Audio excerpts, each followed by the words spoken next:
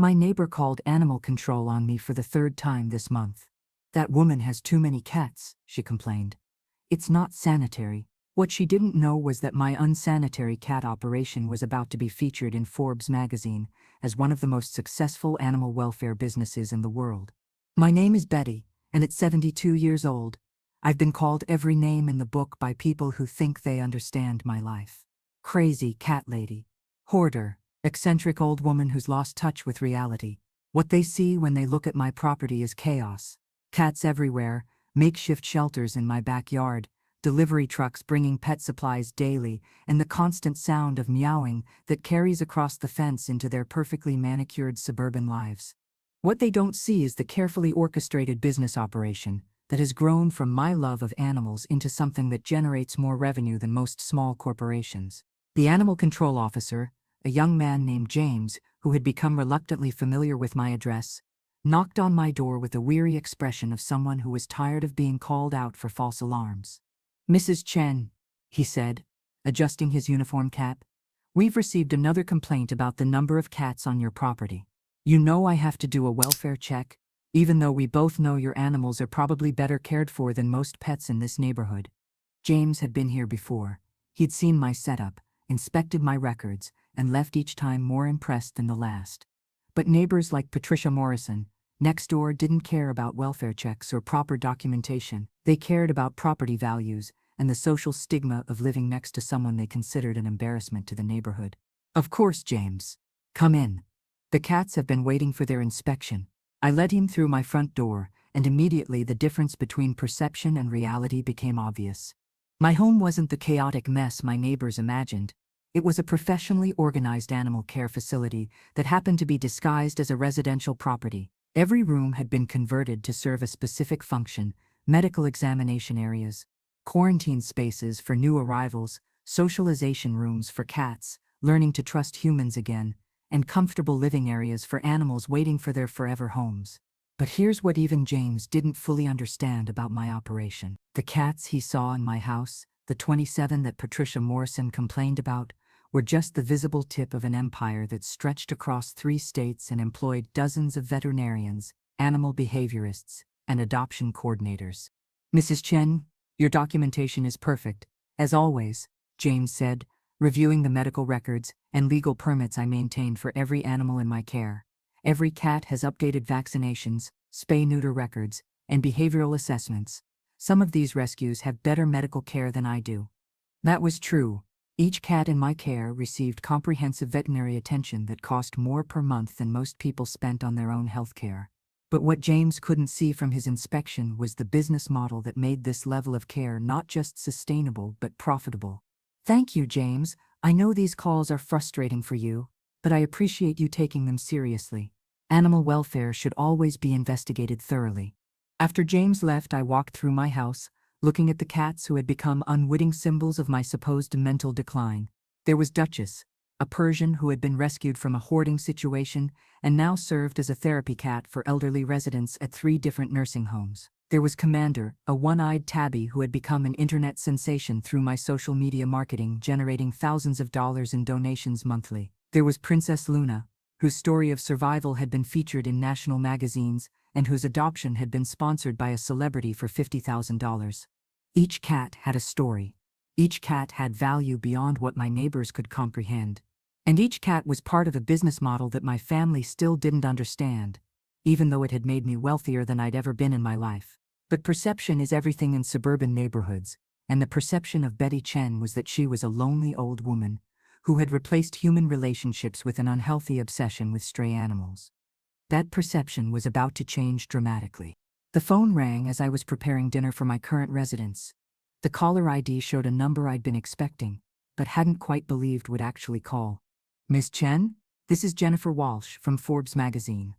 We'd like to schedule a time to interview you about your animal sanctuary business for our upcoming feature on innovative entrepreneurs over 70. Forbes magazine, calling me about my business." I looked around my living room, where Princess Luna was grooming herself on a custom-built cat tree that had cost more than Patricia Morrison's monthly mortgage payment. where Commander was playing with toys that were handcrafted by artisans and sold through my online boutique, where Duchess was napping in a bed that had been designed by the same company that made furniture for luxury hotels. I'd be delighted to speak with you, Jennifer. But I should warn you, my neighbors might find the interview surprising. As I hung up the phone, I realized that the time for hiding my success was coming to an end. My family, my neighbors, and everyone who had dismissed me as a crazy cat lady were about to discover the truth about what I'd been building in plain sight.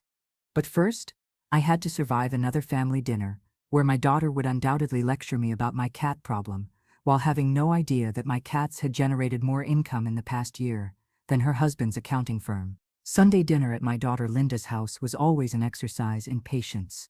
But this week promised to be particularly challenging. I could tell from her tone when she called that she had something on her mind, something that involved my life choices and her opinions about them. "Mom, we need to talk," Linda said as she served the roast beef with the kind of serious expression usually reserved for medical diagnoses or funeral planning. "Patricia Morrison called me again. She's concerned about you." Patricia Morrison. My neighbor who had never spoken directly to me, but felt qualified to judge my life from across the fence. The same Patricia Morrison who threw parties every weekend that lasted until 3 a.m., but considered my quiet cats a neighborhood disturbance. "What is Patricia concerned about this time?"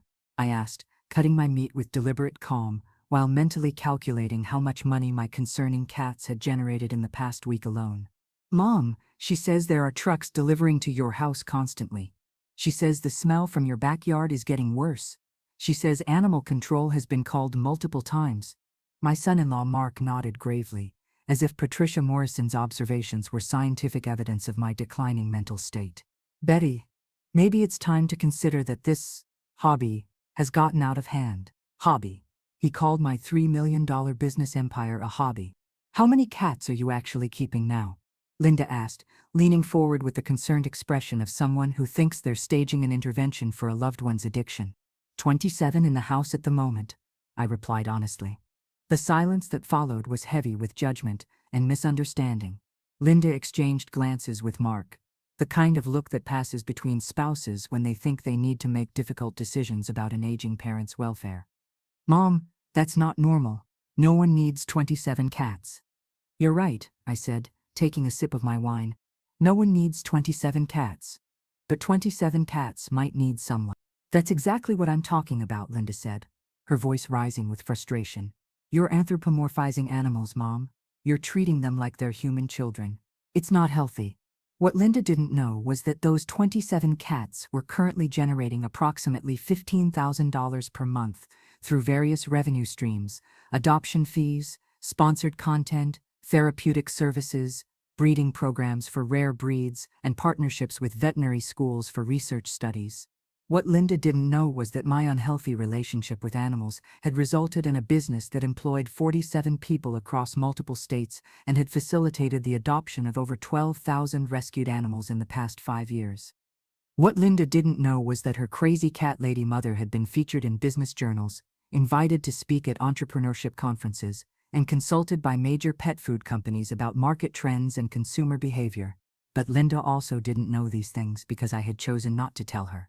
Because somewhere along the way, I had realized that my family's love came with conditions and judgments that my cats never imposed. "Linda, I appreciate your concern, but my cats are well cared for, legally documented, and they bring me joy. Isn't that enough?" "It's not about joy, Mom. It's about reality. It's about what happens when you can't take care of them anymore. It's about the financial burden you're creating." Financial burden.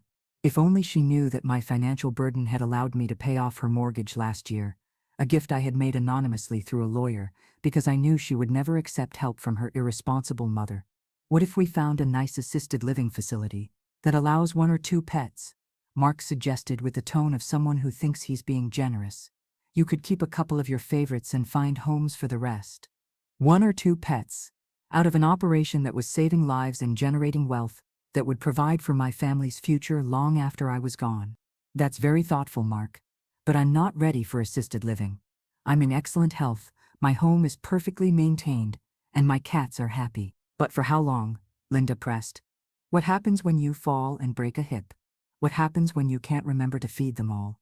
What happens when I die?" That's what she was really asking about. What happens to her inheritance when her mother dies, surrounded by cats instead of leaving behind a neat, manageable estate? That's when my grandson Tommy, who had been quietly eating his dinner throughout this conversation, finally spoke up. Grandma Betty, can I ask you something? That truck that was at your house yesterday, was that delivering cat food? Among other things, yes. It was huge. Like commercial size huge. How much cat food do 27 cats actually eat? Smart boy. Tommy was the only family member who had ever asked practical questions about my operation instead of making assumptions about my mental state. Well, Tommy, it depends on the cats. Some need special diets for medical conditions. Some are growing kittens who eat more frequently. Some are pregnant mothers who need extra nutrition. Pregnant mothers? Linda's voice shot up an octave. Mom, you're breeding cats now? I'm not breeding cats, Linda. I rescue pregnant cats who would otherwise be euthanized at overcrowded shelters. That's even worse. You're enabling pet overpopulation.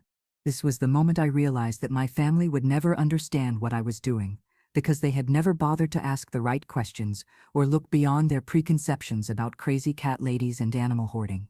But Tommy was still looking at me with genuine curiosity rather than judgment.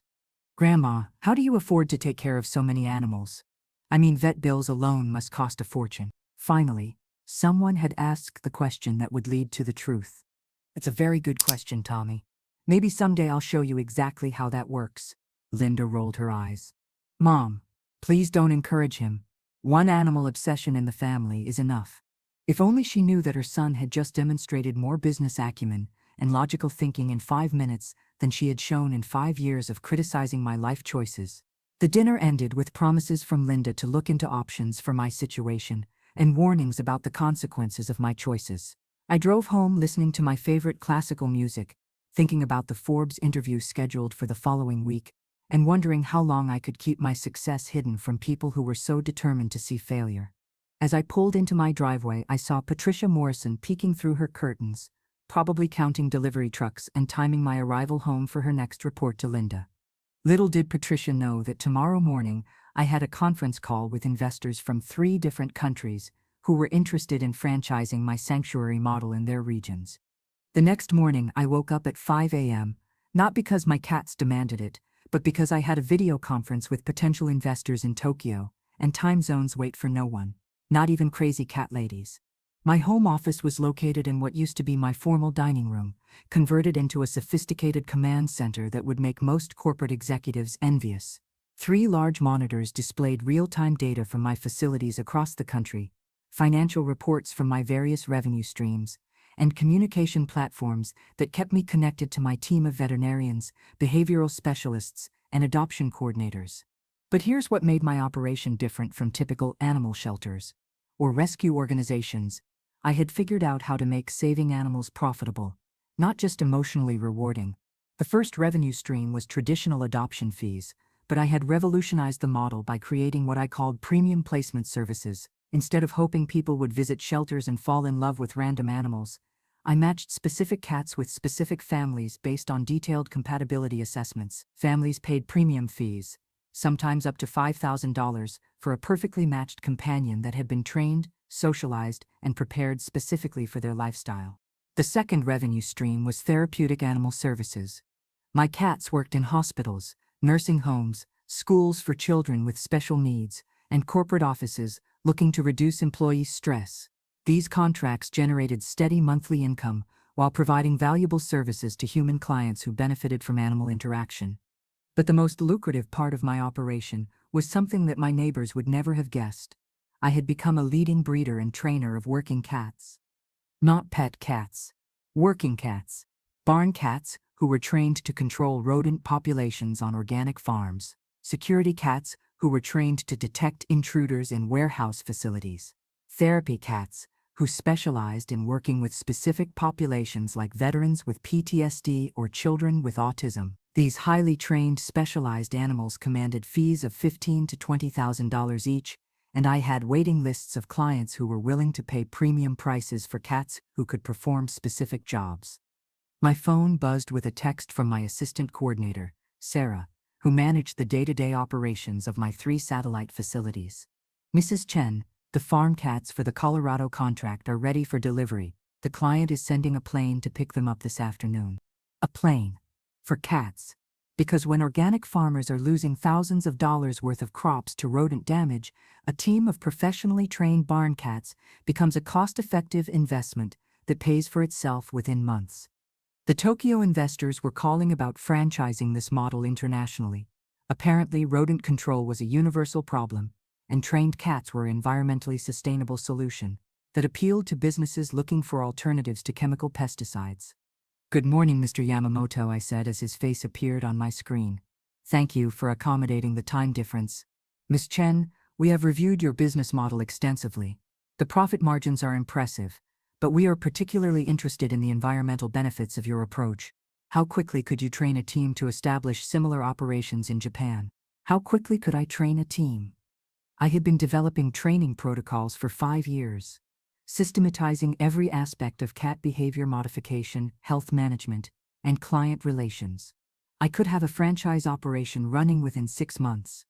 "Mr. Yamamoto, I believe we could have your first facility operational within 8 months, including time for cultural adaptation and local regulatory compliance."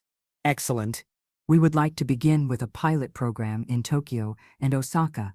Our preliminary market research suggests demand for over 200 working cats in the first year. 200 cats at an average price of $15,000 each. $3 million in revenue from Japan alone, with royalty fees coming back to my home operation." After the call ended, I sat in my office, looking out the window at Patricia Morrison's house.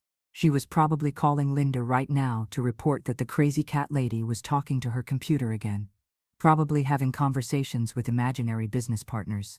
If only she knew that I had just negotiated a deal that would generate more revenue than her husband's construction company made in 5 years. My actual cats, the 27 residents who had triggered this morning's family drama, were going about their daily routines, completely unaware that they were living symbols of a business empire that spanned multiple continents. Commander, the one-eyed tabby, was scheduled for a photo shoot that afternoon for a major pet food commercial. His story of surviving abuse and finding happiness had resonated with millions of social media followers, and his endorsement deals generated more monthly income than most people's salaries. Princess Luna was preparing for her certification as a grief counseling cat, trained specifically to work with families who had lost children. Her training had cost $15,000, but once certified, her services would command $300 per session. Duchess, the Persian, was actually retired from active duty after a successful career as a show cat who had won hundreds of thousands of dollars in prize money. She now served as a mentor for younger cats entering the show circuit, and her bloodline commanded premium breeding fees from clients around the world. Each cat in my house had a purpose, a role, and a contribution to the larger mission of proving that animal welfare could be both financially sustainable and emotionally fulfilling. But my family saw only chaos, mess, and the eccentric obsession of an aging woman who had lost perspective on appropriate boundaries between humans and animals. The irony was that my success had grown directly from my willingness to challenge those traditional boundaries, to see animals as partners and collaborators rather than just pets or burdens. My phone rang, interrupting my contemplation. The caller ID showed Jennifer Walsh from Forbes magazine. "Miss Chen, I hope I'm not calling too early. I wanted to confirm our interview tomorrow and discuss the scope of our coverage." "Of course, Jennifer. I'm looking forward to it." I have to admit, when our research team first pitched this story, I was skeptical. A 72-year-old woman, running a multi-million-dollar animal business from her suburban home? It sounded too unusual to be true. And now? Now I'm convinced this is one of the most innovative business stories we've covered this year. The financials alone are impressive, but the social impact data is extraordinary. 12,000 animals saved, 47 people employed, and expansion into international markets. All starting from your love of cats. All starting from my love of cats. That's what my family had never understood. Success doesn't always look like traditional business models or conventional career paths. Sometimes it looks like a crazy cat lady who refused to accept that loving animals was a weakness rather than a strength. Jennifer, I'm excited to share the story. But I should warn you, some people in my life are going to be very surprised by what you publish. As I hung up the phone, I realized that my days of hiding in plain sight were numbered. Tomorrow's interview would reveal everything I had been building, while my family worried about my mental health and my neighbors complained about property values. The question was, would they be proud of what I had accomplished, or would they find new reasons to be concerned about the crazy cat lady who had apparently lost her mind so thoroughly that she had accidentally become a millionaire? The Forbes photographer arrived first, a young woman named Casey, who spent 20 minutes walking around my property with the kind of amazed expression I had grown accustomed to seeing from first-time visitors. "Miss Chen, this is incredible. From the street, it looks like a regular suburban home, but this is actually a sophisticated animal care facility disguised as residential property." "That was intentional," I replied, watching her document the custom-built exercise areas, the climate-controlled medical wing, and the specialized training grounds where cats learn skills that would make them valuable working partners rather than just pets. Jennifer Walsh arrived precisely on time, carrying a briefcase full of research materials and wearing the slightly skeptical expression of a journalist who wasn't quite sure what story she was about to uncover. "Miss Chen, I'll be honest. When my editor assigned this piece, I expected to write about an unusual hobby that had gotten out of hand. But your financial reports suggest something much more sophisticated. What exactly did your research reveal?" Jennifer consulted her notes, reading numbers that even I found impressive when presented by an outside observer. 3.2 million in revenue last year. Facilities in 7 states, contracts with major corporations, organic farms, therapeutic institutions, and entertainment companies. A waiting list of clients that stretches 18 months for your premium services. And what does that suggest to you? It suggests that you've created something that business schools should be studying, not something that animal control should be investigating. We spent 3 hours touring my operation, with Jennifer documenting everything from my breeding protocols to my training methodologies to my client acquisition strategies. She interviewed my staff via video calls, spoke with clients who had purchased cats from my program, and reviewed financial documents that proved beyond doubt that my cat obsession was actually a highly successful business venture. "Miss Chen, help me understand something. Why keep this secret? Why let your family and neighbors think you're just an eccentric cat lady when you're actually running a business that most entrepreneurs would envy?" That was the question I had been asking myself for months as my success grew and my family's concern deepened. "Jennifer, I didn't set out to keep it secret. I set out to save cats." The business success happened gradually, organically, as I found ways to make rescue work sustainable. By the time I realized what I had built, my family had already formed opinions about my choices that seemed impossible to change. "But surely they would be proud of your success." "You would think so. But my daughter sees only the mess and the smell and the disruption to what she considers normal suburban life. My neighbors see property values and social embarrassment. They've invested so much energy in worrying about my mental health that my actual accomplishments don't fit their narrative." Jennifer nodded, scribbling notes about family dynamics and social perceptions of unconventional success. "What about the criticism that you're enabling pet overpopulation by rescuing and breeding animals?" "That criticism comes from people who don't understand the model. Every cat I rescue is spayed or neutered unless they're part of a specific breeding program for working animals or rare breeds with genetic value. I'm not adding to pet overpopulation, I'm creating economic incentives for responsible animal ownership." "How so?" "When a cat has a job and generates income, owners have financial reasons to maintain their health, provide proper training, and ensure their welfare. Traditional pet ownership relies on emotional attachment, which can be inconsistent. Economic value creates accountability." Jennifer was quiet for a moment, processing the implications of what I had said. "That's actually brilliant. You've solved the fundamental problem of animal welfare by making it profitable rather than purely charitable." "Exactly. Charity is wonderful, but it's not sustainable at scale. Business models that align profit with social good, those can change entire industries." As the interview concluded, Jennifer packed up her equipment with the satisfied expression of someone who knew she had found a story worth telling. "Miss Chen, this article is going to surprise a lot of people. Are you prepared for that level of attention?" I looked around my property, at the cats who had unwittingly become the foundation of an empire, at the home that had been transformed into a headquarters, at the life I had built by following my passion instead of other people's expectation. "Jennifer, I'm 72 years old. I've survived cancer, outlived my husband, and built a business from nothing by trusting my instincts over other people's opinions. I think I can handle whatever attention comes from telling the truth. But even as I said those words, I knew that the biggest challenge wouldn't be public attention or media scrutiny. The biggest challenge would be facing my family when they discovered that their crazy cat lady had been quietly building something extraordinary while they worried about her sanity. The article was scheduled to publish in 2 weeks. 2 weeks to prepare for conversations that would change every relationship in my life. 2 weeks to decide whether to be proud of what I had accomplished or apologetic for hiding it.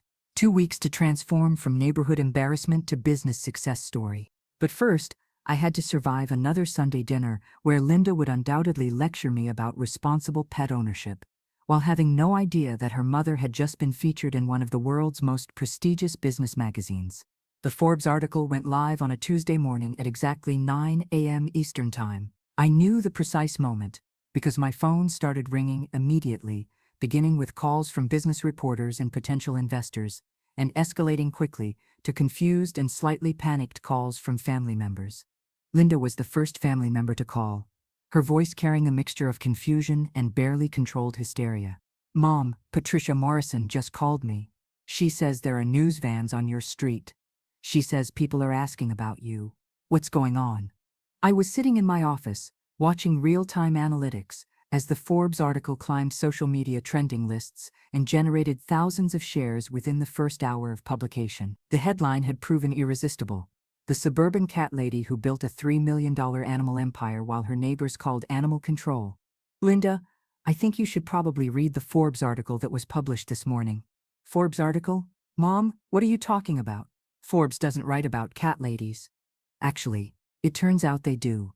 When the cat lady is running a multi-million-dollar business that's expanding internationally. The silence on the phone stretched so long that I wondered if the call had been disconnected. "Mom, what did you just say?" "I said you should read the article, sweetheart. It explains everything much better than I could over the phone." 30 minutes later, Linda called back. Her tone had shifted from confusion to something resembling shock mixed with disbelief. "Mom, I just read the article. This can't be real. Forbes is saying you made $3 million last year from cats. That's impossible." "It's not impossible, Linda. It's just improbable enough that no one thought to ask the right questions. But you live in a tiny house with cats everywhere. You drive a 15-year-old car. You clip coupons for cat food. I live in a small house because I've converted most of it into a business facility. I drive an old car because it's reliable, and I don't need to impress anyone. And I clip coupons because managing expenses is part of running a profitable business." I could hear Linda breathing heavily, processing information that contradicted everything she thought she knew about her mother's life. "Mom, the article says you employ 47 people. It says you have facilities in 7 states. It says you're expanding to Japan. All of that is true. Then why didn't you tell us? Why did you let us think you were just a crazy cat lady?" "Because that's what you wanted to think, Linda. Every time I tried to explain what I was doing, you heard only what confirmed your assumptions about my mental state." Mark got on the phone, his voice carrying the stunned tone of someone whose worldview had just been fundamentally challenged. "Betty, this article says you paid for Tommy's college fund anonymously through a lawyer. Is that true?" "It's true. And it says you've been making charitable donations to various animal welfare organizations totaling over $200,000 annually." "That's also true." "Jesus Christ, Betty. We've been having family meetings about your financial irresponsibility while you were secretly funding half our lives." That was the moment I realized my family's concern had never really been about my well-being. It had been about their fear that my choices were threatening their inheritance, their social status, and their ability to control my decisions. Tommy, who had apparently read the article at school and rushed home, got on the phone with the kind of excitement only a teenager can muster. "Grandma Betty, this is the coolest thing ever. You're like a secret business genius. Can I come work for you this summer? I want to learn how to train security cats." Security cats. Out of everything in that comprehensive article, my grandson had focused on the most interesting detail: the specialized training programs that created working animals with specific skills. "Tommy, I would love to show you how the business works. But you'll have to ask your parents if they're comfortable with you spending time with your crazy cat lady grandmother." Linda's voice cut back into the conversation. "Mom, please don't be sarcastic. We didn't know. How could we have known? You could have asked better questions, Linda. You could have wondered how I afforded veterinary care for so many animals. You could have been curious about the trucks making deliveries. You could have noticed that my cats are remarkably well-trained and healthy for a hoarder's collection. But you never said anything. I tried to say things, sweetheart. But every conversation became a lecture about responsible behavior and mental health concerns. It's hard to explain business success to people who are convinced you're mentally ill.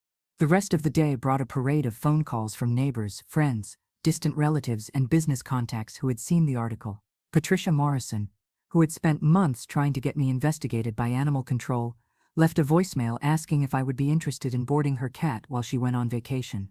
But the most satisfying call came from Dr. Harrison, my physician, who had received a copy of the article from his receptionist.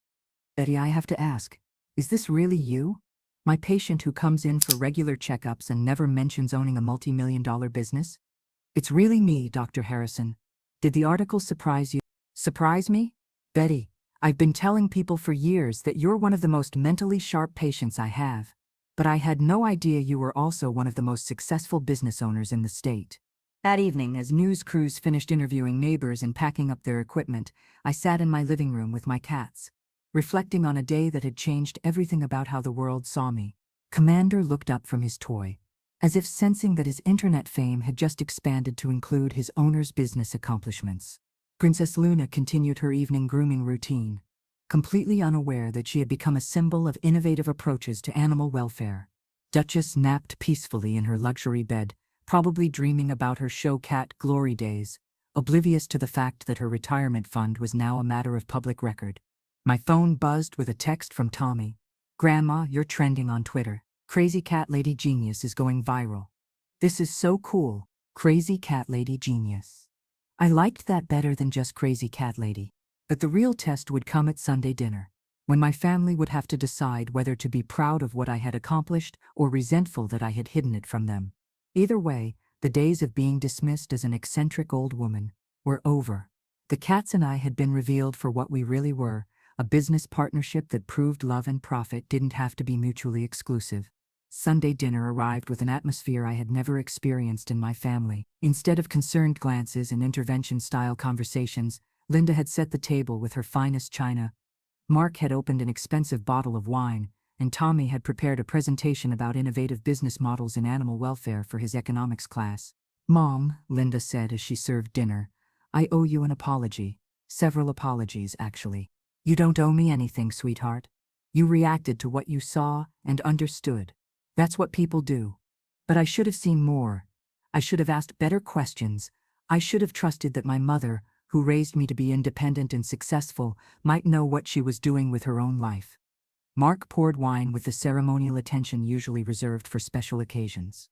Betty, I have to ask, and I hope this isn't inappropriate, but how much is this business actually worth? Well, Forbes verified the revenue figures, but business valuation includes assets, ongoing contracts, intellectual property, and growth potential. Conservative estimates put the total value between $8 and $12 million. The silence that followed was the silence of people recalculating everything they thought they knew about family dynamics, inheritance planning, and the woman they had been worrying about for years. $12 million, Tommy repeated with awe. Grandma, you're actually rich. Like really rich. Tommy, I'm rich in many ways. The money is just one of them. But this changes everything, Linda said, still processing the implications. All those times we talked about your future care, about what would happen when you couldn't take care of yourself. I can afford excellent care for myself, Linda. And more importantly, I've created something that will continue generating income and saving animals long after I'm gone. What do you mean? I had been waiting for this question, because it addressed the real legacy I wanted to leave behind. I mean that this business model can be replicated anywhere in the world. I've already signed franchise agreements in Japan and Australia. I'm in negotiations with groups in Canada and the United Kingdom. The system I've developed for training working animals and matching them with appropriate clients, that's not dependent on me personally. So, the business will continue even after I die. Yes, and the profits will continue supporting animal welfare while providing for this family's future. Tommy leaned forward with the intensity of someone who had found his calling. Grandma, I want to learn everything about this business. I want to work for you this summer, and maybe major in business with a focus on animal welfare. Tommy, I would love that. But are you sure you want to be associated with your crazy cat lady grandmother? Are you kidding? You're not a crazy cat lady anymore. You're a business genius who happens to love cats. That's completely different. Mark raised his wine glass with a gesture that felt like a toast and an apology combined. To Betty Chen, who proved that sometimes the people we worry about most are the ones who have everything figured out. And to the cats, Tommy added, raising his glass of sparkling cider, who probably knew all along that Grandma was special. As we clinked glasses, I realized that my family's transformation wasn't really about the money or the business success. It was about finally being seen for who I actually was instead of who they had assumed I was. But the celebration was interrupted by a knock at the door. Linda went to answer it and returned with an expression of bewildered amusement. "Mom, it's Patricia Morrison. She wants to speak with you." Patricia Morrison, my neighbor who had spent months calling animal control, complaining to my daughter, and treating me like a public nuisance. I followed Linda to the door, curious about what she could possibly want to say. "Betty," Patricia said, wringing her hands nervously, "I saw the Forbes article. I saw the news coverage. I had no idea." "No idea about what, Patricia?" "I had no idea you were running a business. Everyone thought I was a crazy cat lady whose hoarding problem was affecting property values." Patricia's face reddened with embarrassment. "I owe you an enormous apology. All those calls to animal control, all those complaints to your daughter, I was completely wrong about everything." "Patricia, you saw what you expected to see. Most people do. But I should have asked questions instead of making assumptions. I should have talked to you directly instead of gossiping with the other neighbors." "That's true. You should have." Patricia stood there for a moment, clearly struggling with how to proceed. "Betty, I was wondering, the article mentioned that you provide consulting services for people who want to start similar businesses. Would you be willing to talk to my daughter? She's been trying to start a dog grooming business, and after reading about your success," and there it was. The transformation from concern to admiration to opportunity. Patricia Morrison, who had tried to have my cats removed by authorities, was now asking for business advice. "I'd be happy to talk to your daughter, Patricia. But she should understand that building a successful animal-related business requires genuine love for animals, not just profit motivation." "Oh, she definitely loves animals. She just hasn't figured out how to make a living from that love." "That's exactly the problem I solved. Patricia, I'll have my assistant contact her to schedule a consultation." As Patricia walked away, clearly relieved to have addressed her guilt and excited about the potential help for her daughter, I realized that my transformation in the neighborhood was complete. I had gone from pariah to respected business owner in the span of a single news article. But the most important transformation had happened at this dinner table, where my family had finally seen me as I actually was instead of who they had feared I was becoming. Tommy was already making plans to spend his summer learning about animal behavior training and business development. Linda was apologizing for years of misplaced concern and offering to help with administrative aspects of the business expansion. Mark was asking thoughtful questions about franchise models and international market development. "Mom," Linda said as she cleared dessert plates, "I have one more question. Why cats? Why not dogs or horses or some other animal?" I looked around the room at my family, at the people who had finally discovered that their crazy cat lady was actually a business innovator who had built something remarkable while they worried about her mental health. "Linda, cats are independent, but affectionate, intelligent, but not demanding, capable of working but not desperate to please. They form partnerships instead of hierarchies. They're perfect business partners for someone who understands their nature." "And do you understand their nature?" I thought about Commander, who had overcome abuse to become a social media star. I thought about Princess Luna, who was training to provide comfort to grieving families. I thought about Duchess, who had earned hundreds of thousands of dollars in prize money before retiring to a life of luxury and mentorship. I understand that cats are a lot like successful people, Linda. They're often misunderstood. They don't perform for approval. They form relationships based on mutual respect rather than neediness. And they can accomplish extraordinary things when they're properly supported and given opportunities to use their natural talents. Tommy laughed. "So you're saying that cats taught you how to be a business genius?" "I'm saying that cats taught me how to succeed without compromising who I am, how to build partnerships based on mutual benefit, and how to ignore critics who don't understand what I'm trying to accomplish. That's actually profound, Mark said. You've created a business philosophy based on feline behavior patterns. It's more than that, Mark. I've created a life philosophy that happens to be extremely profitable. As the evening ended and I prepared to drive home to my cats and my empire, Linda hugged me with an intensity that suggested she was trying to make up for years of misunderstanding in a single embrace. Mom, I'm proud of you. I'm proud of what you've built, and I'm sorry it took a Forbes article for me to see it. Linda, you're not the first person to underestimate a crazy cat lady. You probably won't be the last. But you're not a crazy cat lady anymore, Mom. I'm still a crazy cat lady, sweetheart.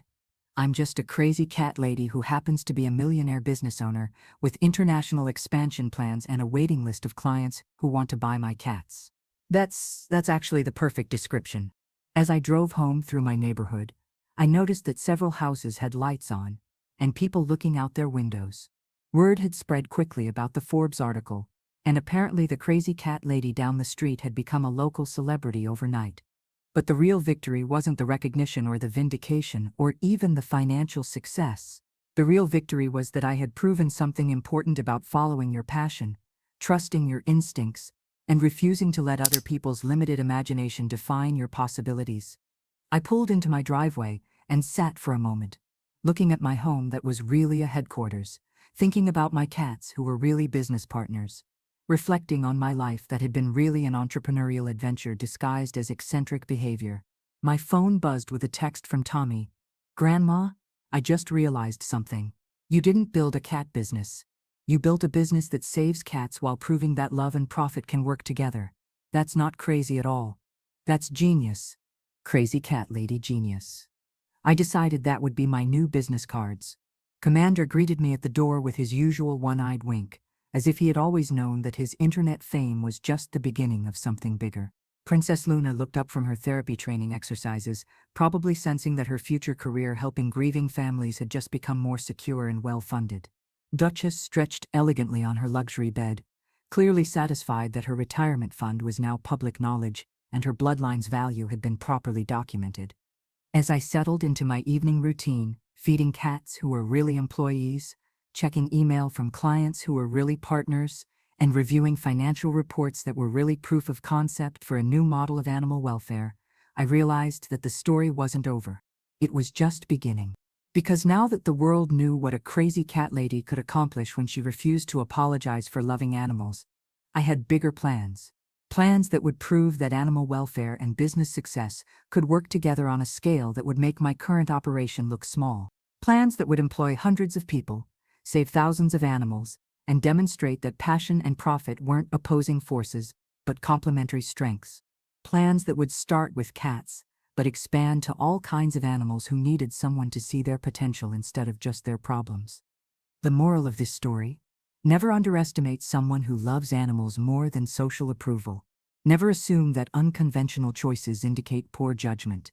And never ever dismiss the crazy cat lady down the street without first asking what those cats might be worth. That's how a neighborhood embarrassment became a business empire. That's how love for animals became love that generated millions. That's how being called crazy became the foundation for being called brilliant. Life has a way of revealing that the people we worry about most are often the people who have everything figured out. Sometimes wisdom looks like foolishness until the results speak for themselves. Sometimes the best business plan is following your heart while using your head. I have more stories to share about underestimated people who built extraordinary things while everyone else worried about their choices. Stories about grandmothers who refused to be dismissed, about passion that became profit, about love that conquered every practical objection. So pull up a chair, maybe pet a cat if you have one available, and remember that sometimes the craziest looking dreams turn out to be the sanest business plans of all. Because we're only just getting started, and you won't want to miss what comes next.